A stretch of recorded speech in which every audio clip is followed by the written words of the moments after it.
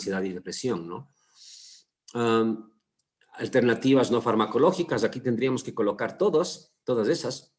Y luego venimos justamente a lo que es la parte de las farmacológicas, juntamente con el cuarto paso, que es comparar, prejuzgar las estrategias terapéuticas.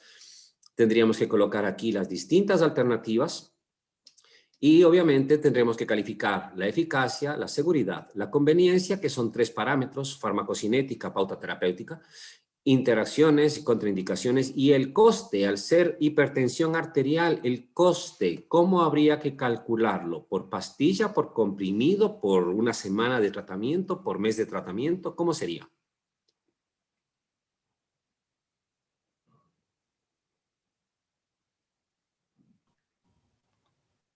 ¿Alguien se lo... Por mes. Por mes, Marjorie, correcto, por mes. Así es, Claudia, por mes de tratamiento. Y, obviamente, después de hacer esta calificación, después de que califiquemos todo esto, tendríamos ya 3 fármacos que van a ser nuestros preferidos. Y de los 3 fármacos tenemos que llegar a conocer claramente la denominación, el nombre del fármaco, ¿no es cierto? La forma farmacéutica que tenemos disponible, las vías de administración, la dosis e el intervalo, los efectos indeseados específicos que tenemos que luego saber informar al paciente, las interacciones de riesgo, las contraindicaciones y las precauciones. Y toda esta información ya se tiene que llegar a aprender ya de los fármacos principales que vas a estar utilizando. En otras palabras, y todavía estoy tentado a ponerles también ese ejercicio. Por ejemplo, cuando mirábamos ansiedad, habíamos dicho que entre los fármacos tenía que quedarse, por ejemplo, sertralina o depresión, sertralina, amitriptilina, mirtazapina. Bueno, aquí tendríamos que colocar justamente para el fármaco 1, tendríamos que llegar a conocer claramente todo eso sobre la sertralina, la amitriptilina y la mirtazapina. Y ya no sería necesario que consumas tu cerebro para este tipo de detalles principalmente, que gastes el cerebro para la venlafaxina, para trazodona, para de pronto, qué sé yo, la reboxetina. Ya no sería necesario porque no van a ser los fármacos que vas a tener que estar más familiarizado, ¿no? ¿Estamos claros hasta acá? Entonces, esto es una cuestión que hay que ir preparando, que hay que ir haciendo, ¿vale? Que hay que ir preparando y se tiene que preparar de manera individual.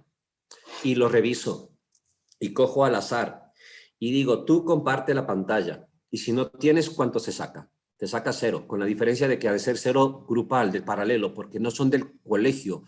Como no son ni del colegio ni de la escuela, no me voy a dar el trabajo de estar revisando los avances de esto de 33 personas. Se llama lección, en otras palabras. ¿Ok? Así que no se dejarán sorprender, ¿sí? No serán malos. Así que bueno, hay que ir preparando esto. Entonces, y fíjense en que no es, se dieron cuenta de los espacios, es 2 páginas, ¿no? Porque no es una cuestión de coger y hacer copie-pegue de toda la información. Para eso les acabo de poner la guía de manejo de la hipertensión arterial. No, esto es un documento que tú haces para ti, para ayudarte a sintetizar la información. Significa que de todo lo que has leído sobre la hipertensión arterial, sus criterios diagnósticos, sus clasificaciones, todo eso lo compactas y dejas una pepa. Pero ahora nos vamos con el segundo tópico, que es el más importante, porque ya hemos definido que hipertensión arterial es la elevación persistente de las cifras por encima de 140 y o 90 de la diastólica. Recuerden que podemos por eso tener hipertensión arterial sistólica aislada, hipertensión arterial diastólica aislada. Y se marca el estadiaje, el estadio 1, 2, 3, depende de la cifra más alta. Entonces, si es que está en un estadio 1, según la presión sistólica, pero según la presión diastólica está en estadio 2, ese es el grado que se le da al paciente. Se le denominaría entonces que está en un estadiaje, en un estadio 2, con la cifra más alta, no con la sistólica, sino con la que sea la más alta de las 2. Bien, pensemos ahora en hipertensión arterial mientras siguen leyendo. y acaban de completar eso. Pensemos. A ver, hemos dicho que dentro de lo que va a ser la definición, está clarísimo que tendremos que hablar de que hay una persistencia de la presión arterial.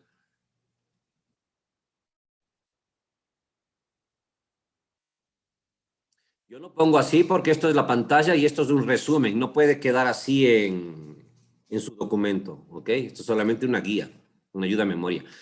Entonces, después de que he colocado la definición, yo tengo que llegar a poner lo segundo, que son los objetivos del tratamiento. También, por favor, tienen que volver a ir a la unidad 1 y repasar nuevamente ese documento que les puse ahí, resumen sobre selección y terapéutica razonada, que es complementario a la guía de la buena prescripción que tenían que haber ya acabado de leer. Luego se ponen objetivos del tratamiento, ¿verdad? Bien, quiero que vayan activando sus micrófonos porque esta clase tienen que hacerla ustedes. ¿Cuáles creen que pueden ser objetivos del tratamiento? Controlar las cifras de presión arterial. Controlar las cifras de presión arterial.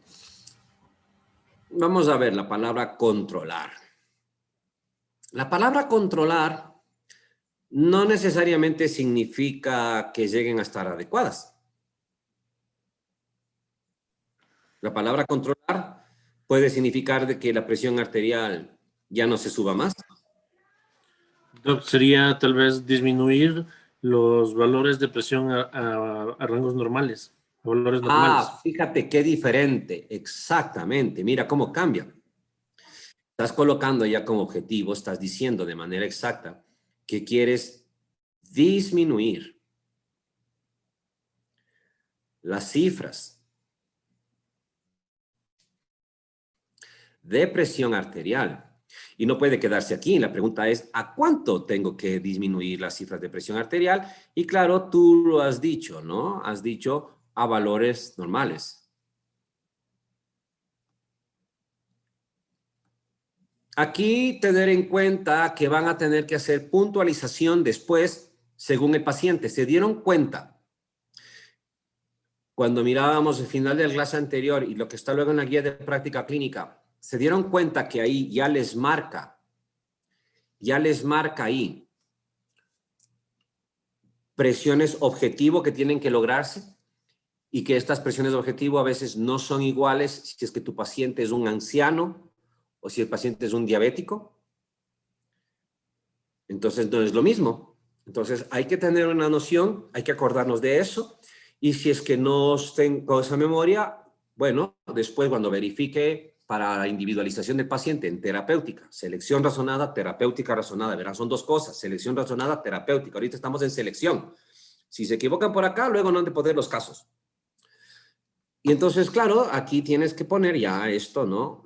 ¿A cuánto va a ser lo normal? Y después en terapéutica te podrías coger y decir, no me acuerdo, pero era diferente en diabético. Bueno, vas y lees y consultas. Porque recuerden que en medicina no es la cuestión simplemente de tener de memoria todo, sino de pensar. Y si pensar implica que tienes que racionalizarte diciendo, no soy adivino ni memorista y puedo volverlo a consultar, eso es razonar. En terapéutica somos diferentes a lo que les gusta a los clínico-quirúrgicos, que les gusta muchas veces de que todo sea exactamente de memoria para que procedan inmediatamente. A nosotros nos interesa que no se equivoquen con el paciente. Bien, ese es un objetivo. ¿Otro objetivo del tratamiento cuál sería? Tal vez, doctor, disminuir las probabilidades de que se complique y sea un accidente, se haga un accidente cerebrovascular. Es muy interesante lo que dices, Emilio, porque los otros objetivos van a necesitar salir del aprendizaje de la historia natural de la enfermedad, de la fisiopatología. ¿Qué es lo que sabemos nosotros por la presión arterial? A ver, hay hipertensión arterial y ¿qué han oído ustedes? ¿Qué han leído? La hipertensión arterial puede provocar ¿qué cosas? Infarto agudo de miocardio, enfermedades cerebrovasculares. Ajá, puede llegar a provocar un infarto agudo de miocardio, puede provocar un evento cerebrovascular, generalmente hemorrágicos, aunque también pueden ser isquémicos. ¿Qué más? Edema pulmonar. No, la hipertensión arterial por sí misma no puede provocar un edema pulmonar. Tal vez un infarto que quede en insuficiencia te lleve a un edema pulmonar, pero hipertensión no. Fíjate que aquí es muy necesario conocer cuestiones de la enfermedad, que para eso está medicina interna y clínica, no fármaco, pero a ustedes les toca comenzar a leer desde ahora. Farmacología sirve de base, por eso es básica, sirve de base para las clínicas. Y entonces, ¿qué es lo que tenemos? Recuerden ustedes que va a ocurrir que la hipertensión arterial provoca lo que llamamos la lesión de órgano diana. Esto han de haber conversado ya en semiología y semiotecnia. ¿Cuáles son los órganos diana que puede afectar la presión arterial elevada? El cerebro. Cerebro. ¿Qué más? El riñón. Riñón. ¿Otro? El mío, el corazón. Corazón. ¿Otro? ¿No es el hígado? No, no es el hígado. Es más pequeñito y redondito. ¿El vaso? En los ojos, en la retina. Exactamente, los ojos. Sí, porque el vaso no es redondito. Bien, falta uno. Están por todo el cuerpo y parecen túneles. ¿Vaso sanguíneo? Ahí sí son los vasos Ajá. sanguíneos. Y entonces, ¿por qué me interesa esto? Porque lógicamente sabemos, por ejemplo, que si hay ruptura a nivel encefálico de un vaso sanguíneo, puedes tener un evento cerebrovascular. A nivel del corazón, te puedes llevar a provocar un infarto agudo de miocardio. Estos son de entrada otros, ¿no? Del corazón también va a venir otros problemas. Podríamos llegar a tener como consecuencia también otro evento. Esto es lesión de órgano diana. Esto es eventos cardiovasculares. Y aquí tendríamos que ver el paciente y que obviamente puede ser infarto cerebrovascular, puede llegar a tener, por ejemplo, a veces un cuadro de derivado netamente por progresión crónica, no porque haya habido un infarto previo. No por infarto previo, sino por progresión crónica puedes llegar a ser una insuficiencia cardíaca. Podrías llegar a tener cuadros de muerte súbita, que no se conocen bien por qué son, pero existen. Muerte súbita, cardíaca. Y obviamente aquí tendremos esto, ¿no? Hay varios desenlaces que tienen que ver con estos dos. Pero el riñón se puede afectar lo que es netamente la función del glomérulo. Los ojos se llega a afectar netamente lo que es la retina. Podemos tener justamente una retinopatía hipertensiva.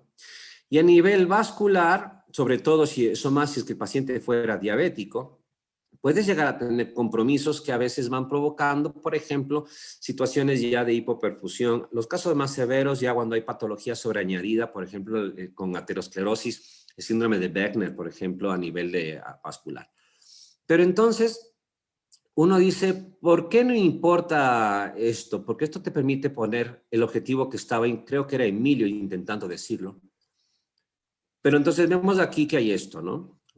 Y sigan la secuencia. Aquí está la presión arterial elevada y eso lleva a esto y la lesión de órgano diana lleva a estas cosas. Entonces, hemos puesto un primer objetivo que tiene que ver con reducir las cifras de presión arterial. ¿Cuál podría ser un segundo objetivo ya mirando esto?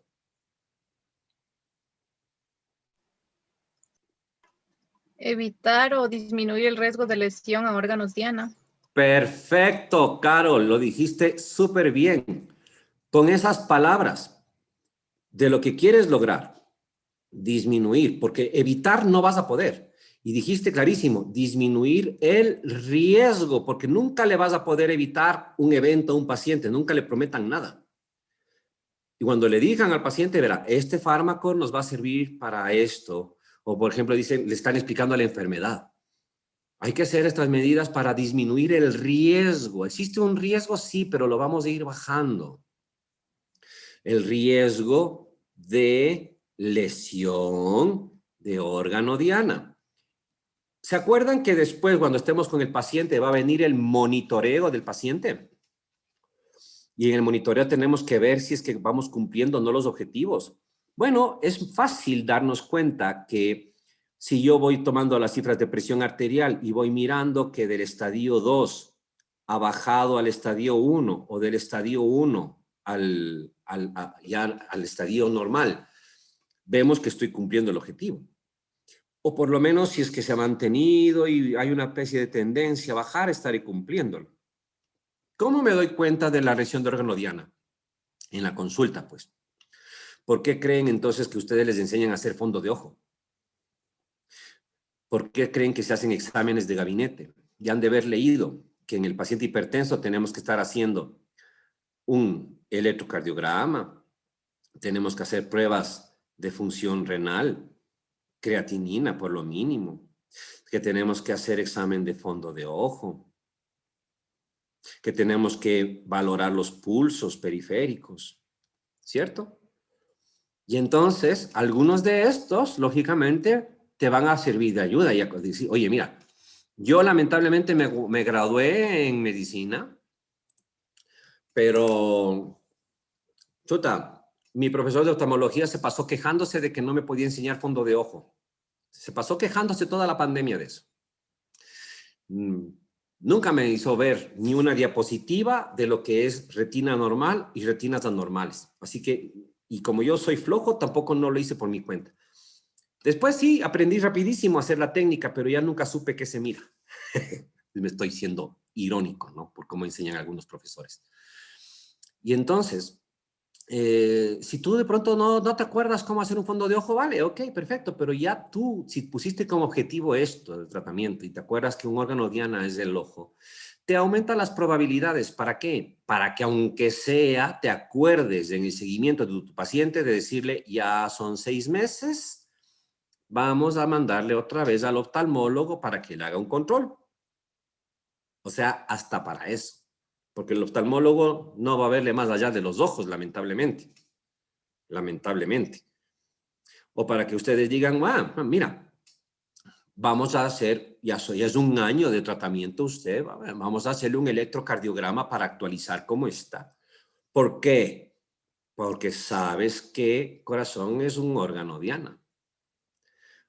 Vas a actualizar pruebas de función renal. ¿Me entienden por dónde va? Para que incluso no se olviden de cosas que tienen que ir haciendo en el seguimiento. Bien, y al final después, sin embargo, cuando ocurren estas cuestiones, cuando ocurren estos eventos, aumenta la morbilidad. Y a veces, por estas causas, te mueres. Y si te mueres, pues nada, ya se acabó. Así que aumenta la mortalidad. Por lo tanto, ¿cuál creen que sería un tercer objetivo de tratamiento de la hipertensión arterial? Reducir la mortalidad y mortalidad. Chúzale, no se te escucha. Reducir la morbilidad y mortalidad por eventos cardiovasculares. Perfecto. Así merito. Disminuir la mortalidad cardiovascular asociada. Ahí están los 3 objetivos del tratamiento para cualquier hipertensión. Para cualquier hipertensión. Y de aquí, obviamente, ¿te sirven de base para cuando tengas un paciente? Claro, porque estas son las 3 cosas que vas a querer. Pero recuerden que el paciente tiene más condiciones y por tener otras condiciones va a ser necesario de que ustedes piensen qué quiero lograr en este paciente. Siempre la selección hacíamos antes para patologías, pero luego tenemos pacientes y entonces te sirve lo que tú has preparado antes para poder diagnosticar bien. Te sirve para saber ya algunas cosas que deseas lograr, pero por cada paciente puede haber algo distinto. Pueden haber cosas distintas que planear. De esos 3 objetivos, ¿cuál creen que es el más importante?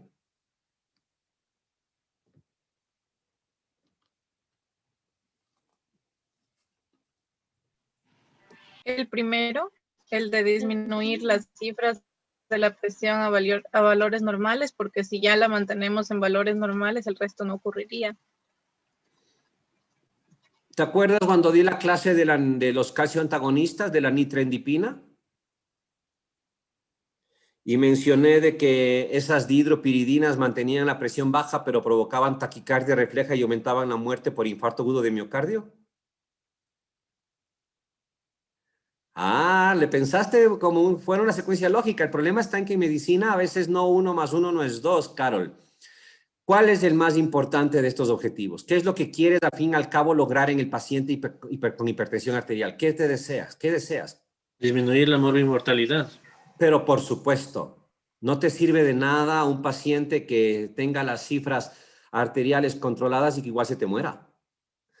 No sirve. Y ustedes dirán, no, no, eso no pasa. No, sí, sí pasa. Y pasó en el ensayo clínico de la nitrendipina, lo más grave. Y luego la veremos en cardiovascular, asoman otros también por ahí, otro mencionado. Sí pasa. ¿Ok? Entonces, este es el más importante. Y entonces, ¿se acuerdan? Ya porque voy a acabar la clase porque continuamos el día de mañana. ¿Se acuerdan que luego va a haber la etapa en la cual tengamos los fármacos? Los fármacos. Y tenemos que poner la comparación para la eficacia. ¿Se imaginan lo que sería poner como los objetivos se utilizan para esto, ¿no? Es decir, disminuye la presión arterial. A ver, díganme ustedes si es que creen que existe algún antihipertensivo que no disminuya la presión arterial. No existe, pues de toditos, ¿no? Entonces esto, fíjate, es un problema. Por eso está en que este objetivo no sirve. No nos sirve realmente porque todos lo hacen. Hay que poner como objetivos cosas duras. Y duras son estas de aquí. Los eventos. Entonces tú puedes decir, a ver, ¿disminuye los infartos? ¿Sí o no? ¿Disminuye los eventos cerebrovasculares? ¿Sí o no?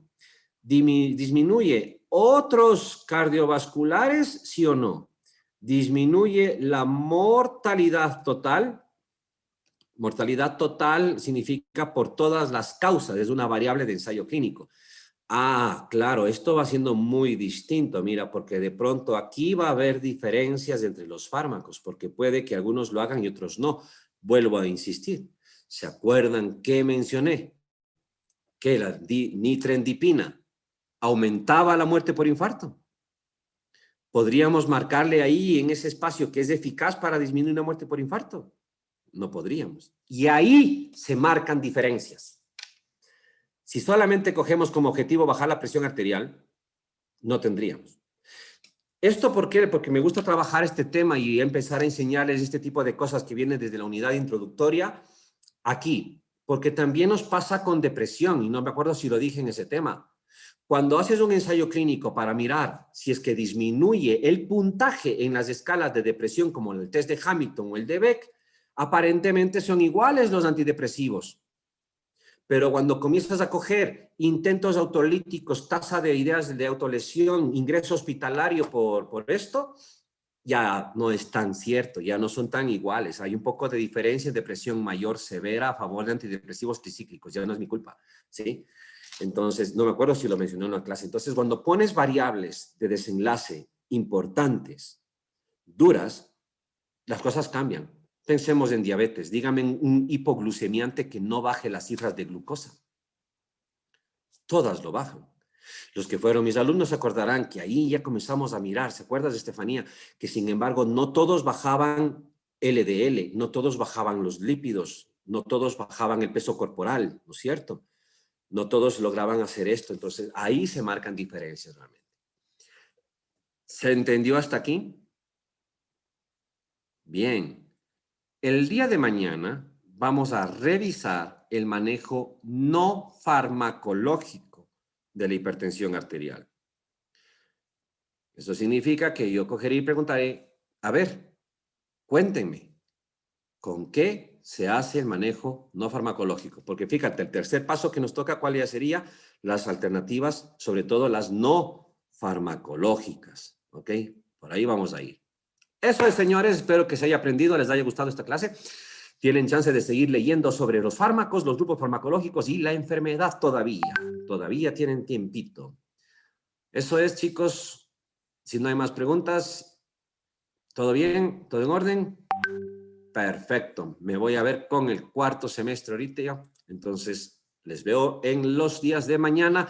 Mañana nos toca a Daniel, a las 4 es, ¿no? ¿4? ¿5? ¿4 es? A las 4. Sí, en ese horario hemos estado, ¿no es cierto? Sí, en ese horario va bien. No se me cruza. Chao, chicos. Gracias, Doctor, hasta Gracias, luego. doctor. A leer. Chao, chao.